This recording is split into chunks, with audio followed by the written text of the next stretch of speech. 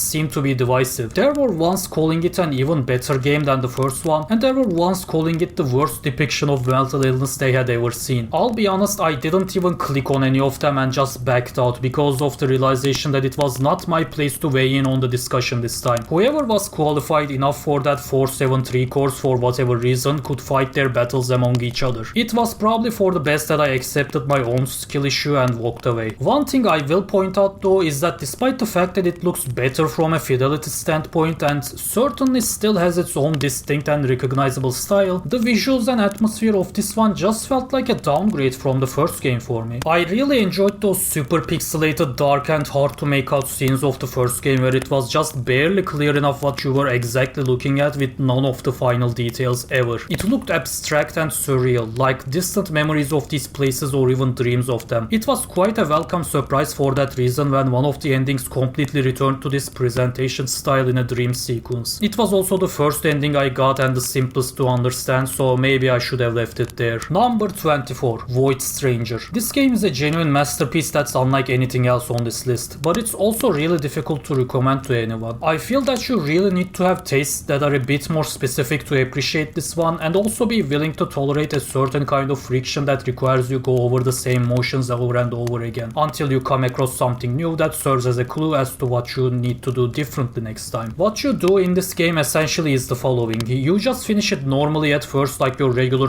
Sokoban puzzle game, which teaches you a couple of tricks and things you need to pay attention to, as well as a clear end goal for your next run to get a better ending. And from there, during each subsequent run, you keep experimenting in order to learn new exploits, shortcuts, abilities and whatnot until you master the whole tower and its basic puzzles become trivial to you. Or so you think, until you discover a new area or activate a new condition that shifts the difficulty in such a way that it now feels readjusted according to your current knowledge and ability pool. You can probably tell that it's one of those knowledge-based games like Outer Wilds or Tunic, filled with mind-bending discoveries that you can't ever experience like your first time again. And as if that doesn't already make it brilliant by default, what it does with its story takes it even a step further. It's like a Nier game where new playthroughs lead to new perspectives and endings, but unlike in those games where the new playthrough is automatically different by itself, you are supposed to change the new playthrough yourself here, doing a certain thing that will change the next area which will satisfy a certain condition, upon completion that will unlock a new ending and progress the overarching story in a path you were not expecting at all, etc, etc. It gets insane by the end. It's one of those experiences with which you can make the mission 1 get groceries, mission 50 kill God meme, even though it's not a JRPG. I'll stop here in order to avoid giving any more spoilers, and you probably already understand by now why I called this game such a masterpiece anyway. It's crazy that two people were able to make this deadly combination which packs so many hours of incredible content in only 300 megabytes of space, while massive teams with gigantic budgets will publish genuine slop whose size is the same number of gigabytes. Everyone knows that indies can be slop too, while AAAs can occasionally still deliver great experiences of course, and one is not inherently better than the other. But Void Stranger is really one of those titles that highlights the full potential of something born out of following genuine passion rather than market research, quarterly goals and industry trends. Also, the music is fucking incredible in this game. I don't even know what else to add. It's just so peak. Number 25, UFO 50. So I can't really make a comprehensive review of this one obviously since it's 50 whole games and I haven't even tried all of them yet. I still have 12 or so to give a shot at all I think. I just wanted this to be a quick reminder of how much of a bargain this one really is. Like, it's just a godlike purchase no matter your taste. Since there's so much variety that everyone will find a good bunch of games in here that click with them enough to be played to the end or even full completion perhaps. I finished about half of the things I tried so far I think, while the rest were either not fun enough to play to the end or not fun at all for me. Yet still, I feel like I got way beyond my money's worth. The number of hours I spent with UFO 50 for just like $10 is greater than the number of hours I spent with any other game on this list, and I'm not even really finished with it yet. It's an insane deal. So that's it for not only this one but also for this series overall, at least for its current format. That's right, I'm sorry to announce that this is the last Backlog Bonfire of this kind to all of its 40 regular consumers out there. There are many reasons behind why I took this decision. First of all, the average time that each game takes to cover and the yearly schedule I had set for these episodes just do not work with each other, as I'm sure you can tell based on the fact that I released this one in January rather than the usual April. That's because I finished a whopping number of 25 games from this April to October alone, in just 6 months rather than a year. And I only stopped there because 25 is the hard limit I set myself for these bonfires. Any more than that and the length of the video begins to get unmanageable for me. Even though there's not much editing going on, I'd still get burnt out working on something that lasts more than an hour and a half. What's funny though is that the last time was the exact opposite of this, with me only being able to finish 19 games in a whole year between April of 2024 and April of 2025 for episode 2 of Backlog Bonfire. And like, of course that's going to happen when there are so many variables at play. There's the length of each game, there's the time and motivation I have for playing games rather than doing something else, there's how much I decide to complete of each game, and there's of course so much unexpected life shit that can just happen without warning, which leaves no room for me to indulge in this hobby, as well as the complete lack of that for some periods of time that leads me to indulge more. The point is, I can't really keep up a consistent schedule for this series when the amount of material for it is so inconsistent. However, I still want to have a series like this that puts a spotlight on the games I played that year, which I want to talk about without making an individual video for each. And I realized that the best way to do that would be making a shorter video going through only my favorite ones. It's also not going to be a top 10, top 50 or top whatever. The number is going to be variable, which will solve the biggest issues with the current format. First of all, I will no longer have to force myself to stop playing more titles and focus on the new backlog video when I hit a certain number like 25. I would have knocked down even more games this year, for instance, if I didn't do that to myself. I will also not have to force myself to reach a certain number either. This way, if I end up playing 20 games in a year, I can just talk about the 6 that I like the most, and if I end up playing 40 in a year, I can just talk about the 12 that I like the most, or however many stuck with me. No case would lead to an overwhelmingly long video or fuck with my pace, forcing me to speed up or down. I could even put some visuals from now on to go along with my yapping maybe, but I'm not promising anything. Last but not least, it would also be a great relief to not have to write a section about every single game I played from a creative standpoint as well, because honestly I really struggle to find anything to say for some of them sometimes. It's not even because the games themselves are always mid or something, it's just that I don't usually have anything interesting to say about them, and I also have another solution for when I do. So besides the yearly backlog checkpoint video with the new format I described, I'm also thinking of maybe making a very short 5 to 10 minute review of something every now and then to say what I want to say about some odd game in there that I think people should check out or avoid, even if it's not something that's worthy of an essay or a yearly Hall of Fame. An example of such a game in this video, for instance, would be Immortal Redneck. It's not really that special of a game, but I really do find its modest, self-conscious design that respects the player's time to be something worth of praising to people when it's so absent from most other roguelikes of its caliber. So in the future, something like Immortal Redneck's 5-minute section in this video could perhaps be its own little piece of content on the channel, but I'm not promising that yet. I'll see if I can make it work and if I like the end result. Until then, as always, take care of yourselves and thank you for watching.